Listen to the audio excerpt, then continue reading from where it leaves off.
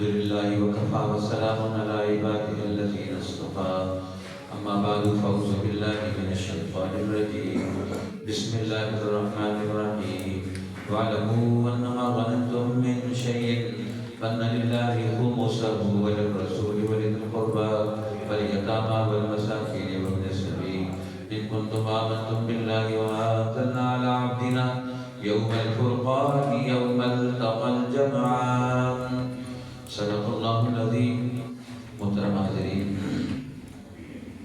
عزیز بزرگ اور بھائیوں، آج 24 فروری 2026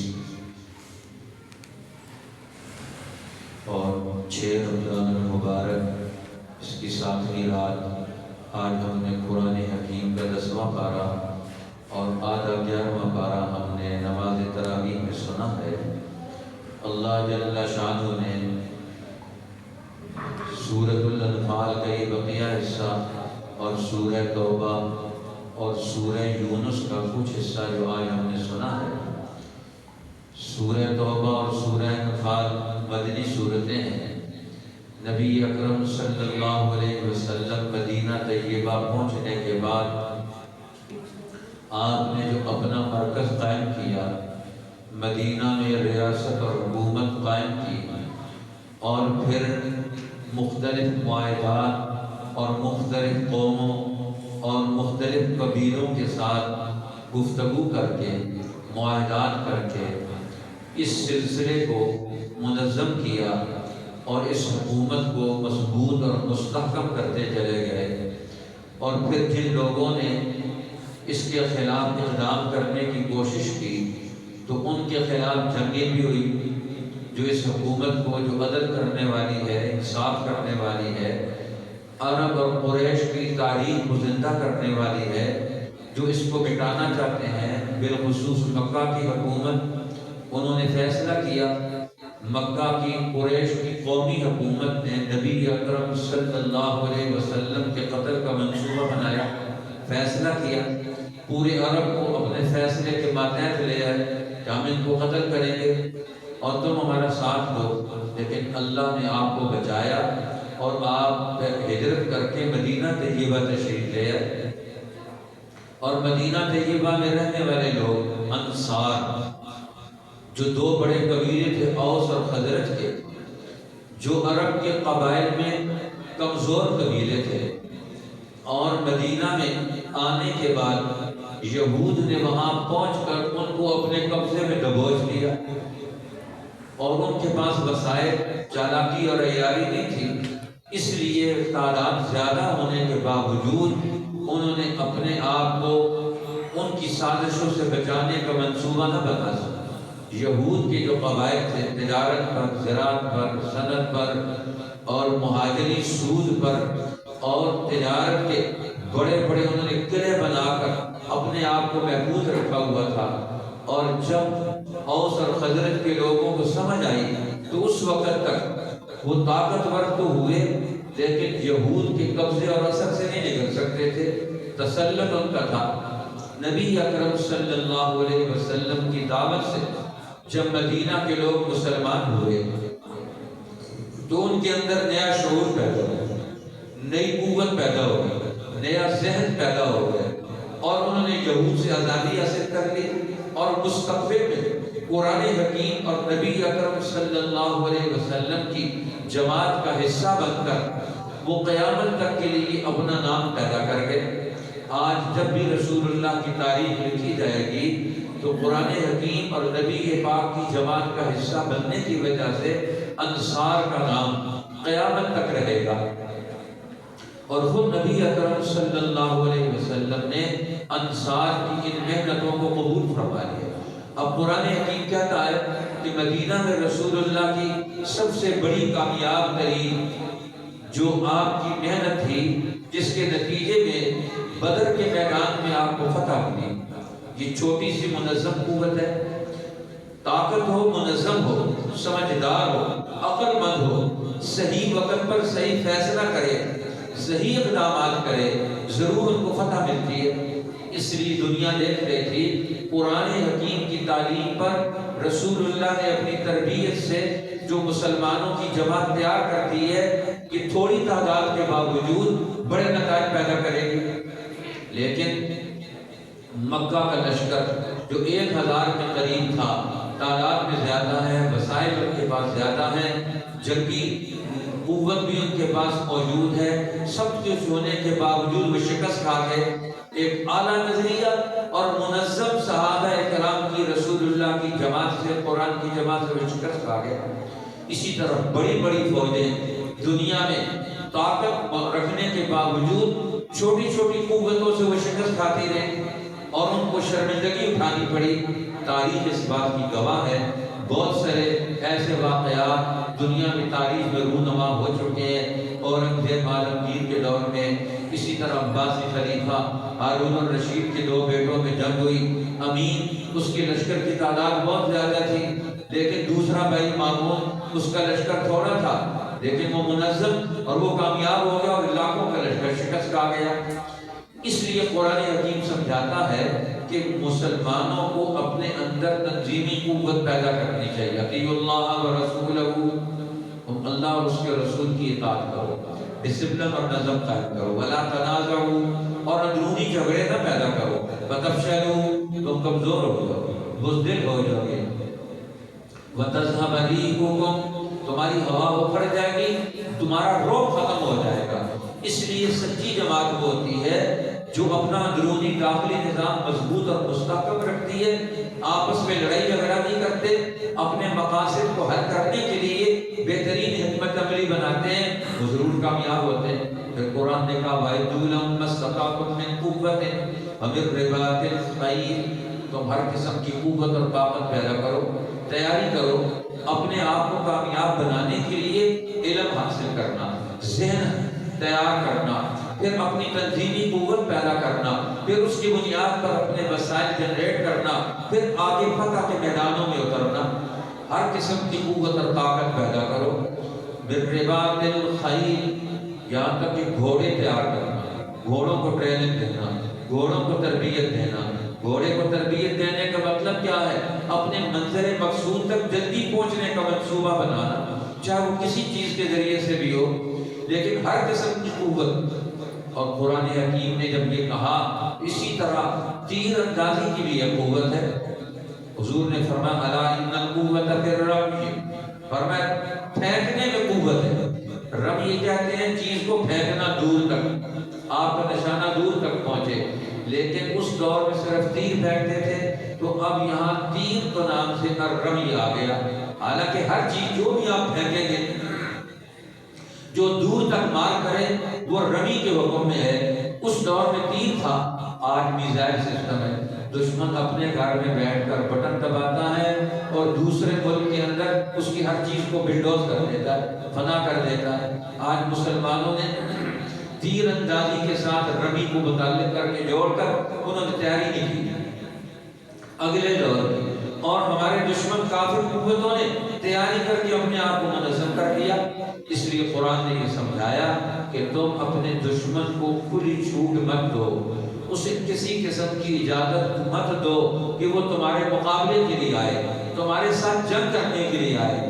اس کو جنگ کرنے سے پہلے اس کے اوپر اپنا رعب طاری کر دو، اس کے اوپر اپنا خوف طاری کر دو۔ اما تخافن من قوم خیانۃ، اگر آپ کو کسی قوم کا ڈر ہو، خوف ہو، تو فرمایا فشرد بهم من خلفهم لعلهم يذكرون، ان پر ایسا دباؤ بڑھاؤ، جتنے ایسے لوگ ہیں جو الگ تھلگ رہتے ہیں، دشمن ان کو تمہارے خلاف استعمال نہ کر سکے، تم ان کو اپنے روب اور دبدبے کی وجہ سے اپنے مقابلے میں دشمن کے ساتھ کھڑے ہونے سے رکاوٹ ڈال دو۔ ہر دور میں دشمن یہ چاہتا ہے کہ تمہارے لوگوں کو اپنے حق میں استعمال کرے۔ آج دنیا میں انگریز بر صغیر میں آئے تو یہاں وہ ایسٹ انڈیا کمپنی کی چھوٹی سی جو یہاں ملازم بن کر آئے، تاجر بن کر آئے، لیکن انہوں نے تانے بانے بن کر سازشیں تیار کر کے یہاں کے لوگوں کو استعمال کر کے یہاں کی مرکزی حکومت اور قوت کو انہوں نے ختم کر دیا۔ یہ بہت بڑی ہماری ناکامی تھی کہ لوگ سمجھ ہی نہیں رہے تھے کہ ہماری مرکزی قوت کو کون ختم کر سکتا ہے۔ لہذا آج تک دنیا میں امریکہ اور یورپ اور سامراجی قوتیں، ظالم قوتیں مسلمانوں کو اپنے مرکز کے خلاف استعمال کر کے کامیابی حاصل کرتے ہیں، اور مسلمانوں کے اندر یہ سیاسی شعور، اجتماعی شعور، یہ طاقت اور قوت نہیں کہ ہم اپنے دشمن کے خلاف کیوں استعمال ہوں۔ اس لیے علم حاصل کرنا ضروری ہے، کوئی علم بھی ہو۔ ہمارے اکابرین علماء حق وہ علم کے دشمن نہیں رہے، کوئی علم بھی ہو آپ سیکھیں، لیکن علم حاصل کر کے دشمن کی طاقت بننا، دشمن کے نظام کو چلانا، دشمن کے اداروں کو مضبوط کرنا، اپنی قوم، اپنے وطن، اپنی دھرتی کو نقصان پہنچانا، یہ صحیح نہیں ہے۔ اسی لیے ہمارے اکابرین نے 1857 کی جنگ آزادی کے بعد دارالعلوم دیوبند قائم کیا، جس میں مسلمان کو، نوجوان کو اپنی طاقت، اپنی قوت، اپنی مرکزیت پیدا کر کے اس کے حق میں اپنے وسائل استعمال کرنے کی صلاحیت دی جائے، اور یہ نوجوان قوت دشمن کے حق میں استعمال نہ ہو۔ لیکن بر صغیر کی باقی ساری قوتوں نے مسلمانوں کو اپنے حق میں استعمال کرنے کا منصوبہ بنایا۔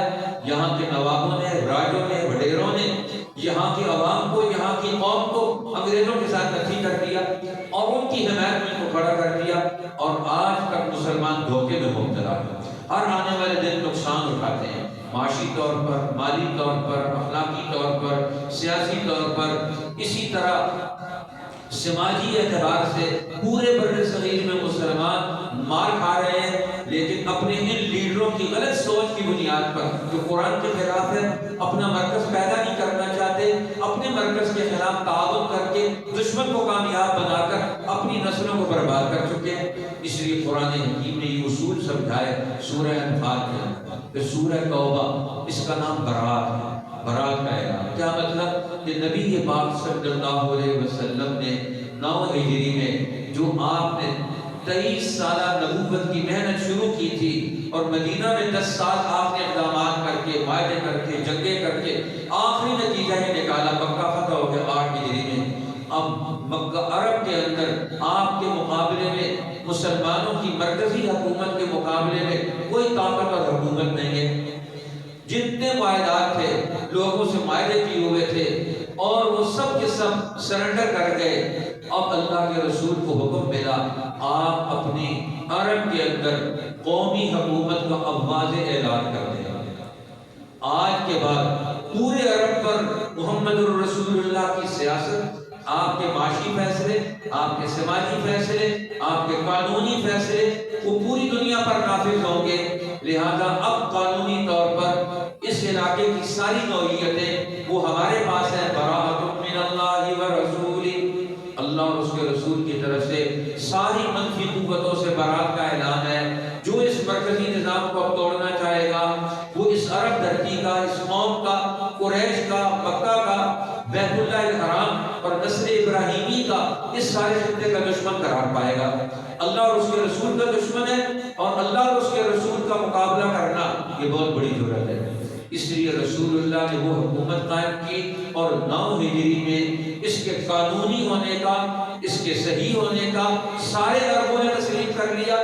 اس کے مقابلے میں کوئی قوت نہیں، اب اس کو کوئی چیلنج نہیں کر سکتا، کوئی اس کے مقابلے میں کھڑا نہیں ہو سکتا، کسی کو اس کی اجازت نہیں دی جا سکتی۔ وَأَذَانٌ مِّنَ اللَّهِ وَرَسُولِهِ إِلَى النَّاسِ يَوْمَ الْحَجِّ الْأَكْبَرِ أَنَّ اللَّهَ بَرِيءٌ مِّنَ الْمُشْرِكِينَ وَرَسُولُهُ۔ 9 ہجری میں حضرت ابوبکر صدیق کو امیر حج بنا کر بھیجا، اور عرب کی ساری قوموں میں یہ اعلان کروا دیا۔ سورہ توبہ کی آیات پڑھ کر اب بیت اللہ کو بھی آزاد کروا دیا گیا۔ سارا پچھلا دور مذہبی اعتبار سے، روایات اور تہذیب اور تمدن کے اعتبار سے، سیاست اور معیشت اور قانون اور تقاضوں کے اعتبار سے اب قرآن کا قانون چلے گا، اللہ کا قانون چلے گا، محمد الرسول اللہ کی قیادت چلے گی، اور آپ کی مرکزی جماعت اس سارے معاملات کو دیکھے گی۔ اور پھر آخر میں قرآن حکیم نے سورہ توبہ کے اندر وہ سب سے بڑا معرکہ بیان کیا، غزوہ تبوک کا معرکہ۔ اس سے پہلے قرب و جوار کی بڑی حکومتیں کسریٰ ایران اور قیصر روم یہ سمجھتے تھے کہ یہ جو جنگیں ہیں یہ عرب قبیلوں کی جنگیں ہیں آپس میں، لیکن جب مکہ فتح ہو گیا اور پھر پورا عرب رسول اللہ کی کمانڈ میں، قیادت میں ایک قوت میں ڈھل گیا، تو انہیں پتہ چلا یہ جو انقلاب آ گیا یہ تو ساری قومیں طاقت میں ڈھل گئی، سیاسی قوت بن گئی۔ سیاسی قوت یہ سب سے بڑی طاقت ہوتی ہے۔ جس کی سیاسی قوت نہیں ہے وہ دنیا میں کچھ بھی نہیں کر سکتا۔ اور سیاسی قوت کس چیز کا نام ہے؟ اپنے سارے اجتماعی مفادات کا قانونی طور پر، علمی طور پر، طاقت کی بنیاد پر تحفظ کرنے کی اہلیت اور صلاحیت پیدا کر لینا۔ ہم اپنی دھرتی کی، اپنی قوم کی، اپنے نسلوں کی حفاظت کرنے کی طاقت اور صلاحیت پیدا کر چکے ہیں۔ اس کا نام ہے سیاسی قوت۔ آج مسلمان دنیا میں سیاسی قوت سے محروم ہے۔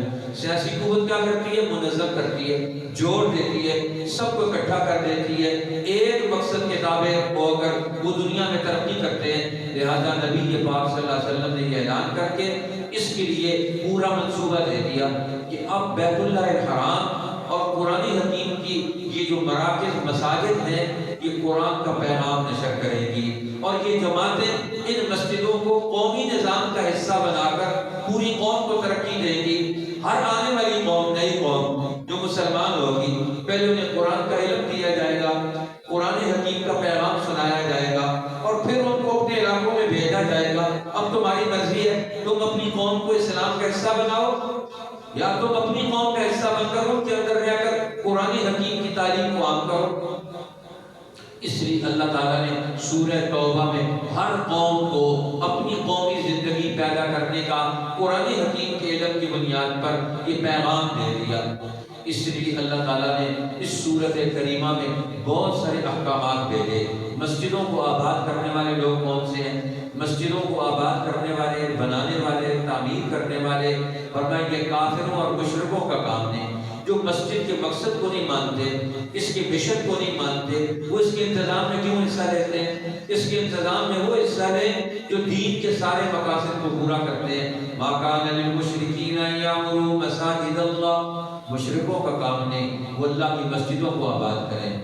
شاہدین علی انفسہم بالکفر، وہ مسجد کی تعلیم کے خلاف ہیں، اس کا کفر کرتے ہیں، پھر اس کو نقصان پہنچاتے ہیں، اور پھر مسجد کے انتظام میں بھی شامل رہتے ہیں۔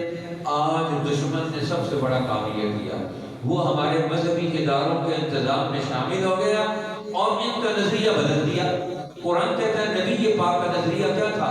وہ اللہ جس نے اپنے رسول کو ہدایت دے کر، دین حق دے کر دنیا میں بھیجا، اس دین کو دنیا کے سارے دینوں پر، سارے نظاموں پر غالب کر دے۔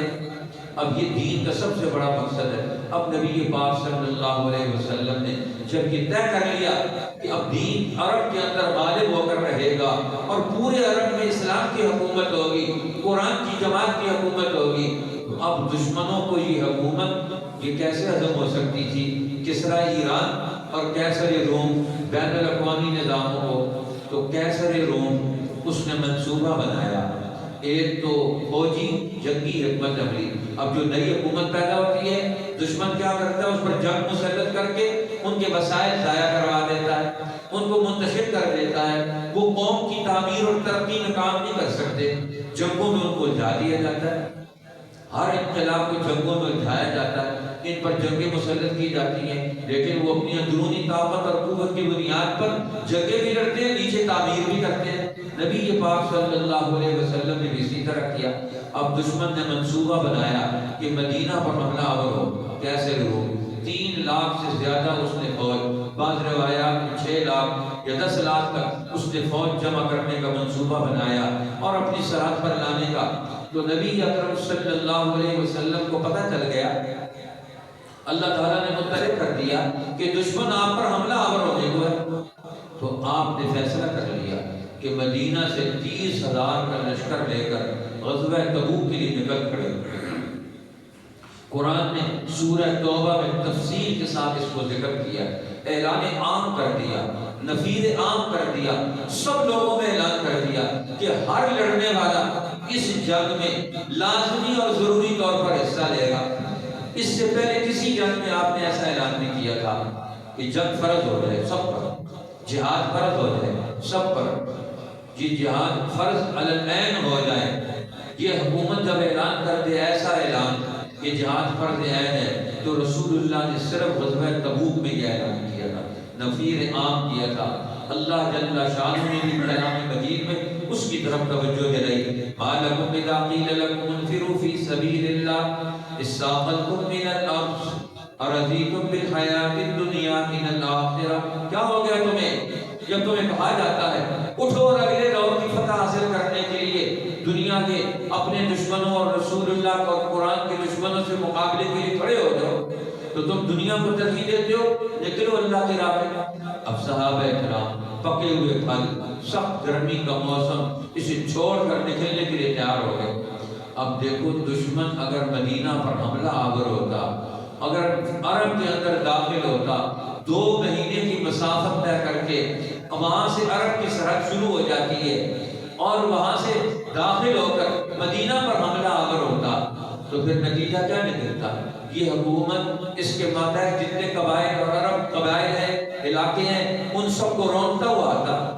ان کی جائیداد پر قبضہ، ان کے مال و مسائل پر قبضہ، ان کے جو جانور ہیں اونٹ ریوڑ بھیڑ بکریاں ان پر قبضہ کر لیتا، ان کی نسلوں کو غلام بنا لیتا اور رسول اللہ مدینہ میں بیٹھ کر انتظار کرتے تو پورا عرب کو تو شکست دے چکا ہوتا، اس علاقے کا پورا جو شام کے ساتھ ملنے والا ہے. اس لیے آپ صلی اللہ علیہ وسلم نے دشمن کے علاقے میں جنگ کو منتقل کرنے کا منصوبہ بنایا. اب یہ ٹرینڈ آرمی ہے، پوری دنیا کی منظم فوج رکھتی ہے، لہذا اب جنگ ہم اپنے علاقے میں نہیں اس کے علاقے میں جنگ کریں گے.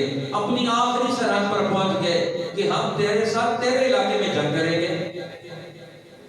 یہ آج جنگ عظیم اول اور دوم کے بعد یورپ کی قوموں نے طے کر لیا کہ ہم اپنے علاقوں میں یورپ میں اور امریکہ میں جنگ نہیں ہونے دیں گے. ساری جنگیں انہوں نے ایشیا اور افریقہ میں منتقل کر دی ہے. اور رسول اللہ نے آخری موڑ پر مسلمانوں کو بتایا کہ تم نے اپنے علاقوں میں بڑی جنگیں نہیں لڑنے دینی، بڑی جنگیں دشمن کے علاقوں میں دھکیل دو. آج مسلمان سیرت نبوی سنت رسول کے مطابق اپنے جنگی میدان سجانے کی، دشمن کو شکست دینے کی یہ حکمت عملی پر غور ہی نہیں کرتے. نہ مسلمان حکمران، نہ مسلمان افراد، نہ مسلمان جماعتیں ساری دنیا کی جنگیں اپنے علاقوں میں لے آئے. آج پاکستان انڈیا آپس میں جنگ کرتے ہیں، پاکستان افغانستان آپس میں جنگ کرتے ہیں، سعودی عرب یمن آپس میں جنگ کرتے ہیں، اسی طرح ایران عراق آپس میں جنگ کرتے ہیں. سارے اسلامی ملک آپس میں جنگیں کر رہے ہیں. کون جنگیں کرواتا ہے؟ وہ اپنا اسلحہ بیچتا ہے دونوں کو اپنا غلام بناتے ہیں اور یہ بڑی جنگوں میں وہ اپنا اسلحہ یہاں ٹیسٹ کرتے ہیں. تو قرآن نے پہلے منع کر دیا، رسول اللہ نے آخری دور میں یہ طے کر دیا بڑی جنگیں آپ اپنے علاقے میں مت لڑنے دیں، وہ دشمن کے علاقے میں لڑیں. جب رسول اللہ وہاں پہنچے تو دشمن کو دبا کر بھاگ گیا. اسے پتا تھا جنگ کا نتیجہ کیا نکلتا ہے، اس لیے اپنے ملکوں میں جنگ کر کے تباہ نہیں کرنا چاہیے. کیسر روم جنگ سے بھاگ گیا، اپنے ملک میں جنگ کرنے کے لیے تیار نہیں ہوا.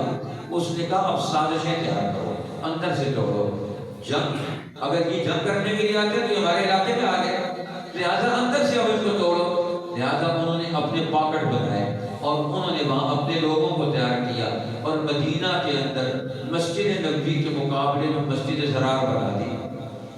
یہودی منافقین کو کھڑا کر دیا تو مسجد بناؤ اور مسجد میں اپنے مصنوعی فیصلے کر کے پورے عرب میں اپنے فیصلے پھیلا دو. اب باقی عرب کو کیا پتا ہے کہ یہ فیصلہ کہاں سے آیا ہے، مسجد نبوی سے آیا ہے یا مسجد زرار سے آیا ہے؟ وہ کہیں گے مدینہ سے فیصلہ آیا ہے. اب مدینہ میں مسجد نبوی ہے، مدینہ میں مسجد زرار بھی بنا رہے ہیں. اللہ نے ان کا منصوبہ فاش کر دیا. غزوہ تبوک پر جا رہے تھے تو انہوں نے کہا تھا کہ آپ ہماری مسجد میں آ کر نماز پڑھیں، برکت ہوگی. بوڑھے بیمار کمزور مسجد نبوی میں نہیں جا سکتے، آپ کے ساتھ نہیں جا سکتے، لہٰذا آپ ہمیں اجازت دے دیں، ہم یہاں مسجد بناتے ہیں، آپ نماز پڑھ لیں. پیرل دونوں منصوبے بنائے، جنگ کا منصوبہ بھی اور اندر سے مرکز کو توڑنے کا منصوبہ بھی. اس لیے قرآن نے متوجہ کر دیا. جنگ کے تبوک سے واپسی پر، غزوہ تبوک سے واپسی پر رسول اللہ کو پتہ چل گیا. قرآن نے آ کر بتا دیا بھئی آگے انہوں نے آپ کے خلاف یہ منصوبہ بنایا ہوا ہے. قرآن کی آیات سورہ توبہ کی 11ویں پارے میں والذین اتخذوا مسجدا ضرارا وکفرا، وہ لوگ جنہوں نے مسجد بنائی، اس مسجد نام مسجد کا رکھا، نام مذہب کا استعمال کیا، نام دین کا استعمال کیا، مقاصد غلط تھے ان کے. آج بھی ہم دیکھیں گے لوگ تو عوام کے سامنے دین آئے گا، عوام کے سامنے مسجد آئے گا، لوگوں کے سامنے دین آئے گا، نبی کا نام آئے گا، لیکن پیچھے مقاصد اور ہوں گے. فرمایا منافقوں نے یہ بھی کام کیا جنہوں نے نام مسجد رکھ کر لیکن 4 مقاصد ان کے تھے، زرارن نقصان پہنچانا مسلمان جماعت کو، وکفرن کفر کا مرکز بنانا، یہاں سے کفر پھیلانا، نیا قانون قرآن کے قانون کے خلاف نیا قانون بنانا، نئی رائے دینا، یہ کفر ہے۔ اب وہ پوری امت کے اندر مدینہ کے اندر سے نام مسجد زرار کا رکھ کر وہاں کفر کا آرڈر پوری مملکت میں چلا کر اس مرکز کو توڑنا چاہتے تھے۔ تو اس دور میں جو اس مرکز کو توڑنے والے یہاں غلط ہیں، تو ہندوستان میں جو مسلمانوں کی 800 سالہ حکومت مرکز تھا، اس کو جنہوں نے توڑا، جن نوابوں نے، جن راجوں نے، جن انگریزوں نے، جس ایسٹ انڈیا کمپنی نے، وہ کیسے صحیح ہو سکتے ہیں؟ ہمارے سارے اکابرین نے، امام شاہ ولی اللہ سے لے کر دارالعلوم دیوبند کے سارے لوگوں نے، سارے آزادی کی جنگ لڑنے والوں نے انگریز کی اس حکومت کو ناجائز قرار دیا۔ انہوں نے ہماری جائز حکومت، ہماری قومی حکومت، عادل حکومت، اس کو ختم کیا، لہذا انگریزوں کی حکومت کو تسلیم نہیں کیا جا سکتا۔ اس لیے قیامت کا اصول بن گیا، جو کسی قوم کی عادلانہ حکومت کو توڑے گا اس قوم کا بھی دشمن ہے، دین کا بھی دشمن ہے، قرآن کا بھی دشمن ہے، اور اس دشمن کا ساتھ دینے والا وہ اللہ اور اللہ کے رسول کا دشمن ہے۔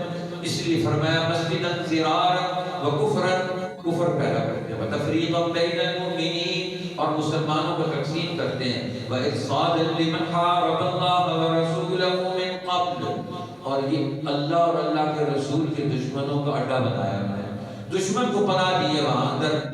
آج مسلمان لوگ بھی یہ کام کر رہے ہیں، دشمن کی ایجنٹی کا کام کرتے ہیں، دشمن کو اپنے اڈے دیتے ہیں۔ آج امریکہ کے اڈے سارے عرب ملکوں کے اندر ہیں، وہ امریکہ عرب ملکوں کے اندر بیٹھ کر اپنے اڈے بنا کر مسلمانوں کو تباہ کرتا ہے، جو حکومت قومی حکومت پیدا ہوتی ہے اس کو تباہ کر دیتا ہے۔ وہاں ہزاروں میل دور بیٹھ کر وہ کیسے کامیاب ہو سکتا ہے؟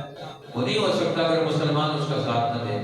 اس لیے نبی پاک صلی اللہ علیہ وسلم نے فرمایا حجۃ الوداع میں، آپ نے فرمایا اللہ نے میری کچھ دعائیں قبول کی اور کچھ دعائیں نہیں قبول کی۔ ایک دعا یہ مانگی کہ اللہ میری امت سے پر دشمن باہر سے مسلط نہ ہو۔